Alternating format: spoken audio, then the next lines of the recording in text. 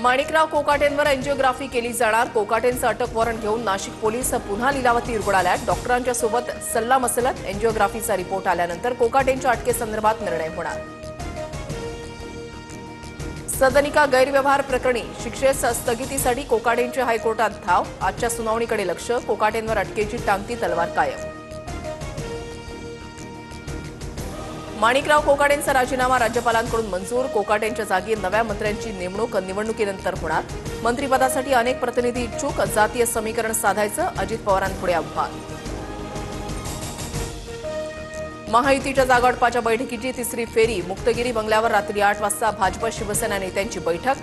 आतापर्यंत 150 जागांवर एकमत, 77 जागांवर चर्चा होणार। महायुतीचं जागावाटप 2 दिवसांमध्ये पूर्ण होऊ शकतं। नेत्यांची जागावाटपासंदर्भात योग्य चर्चा सुरू। मुख्यमंत्री फडणवीसांची माहिती।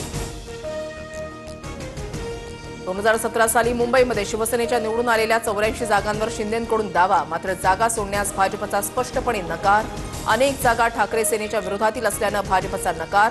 भाजपने यापूर्वी 52 जागांचा प्रस्ताव दिला होता। सूत्रांची माहिती।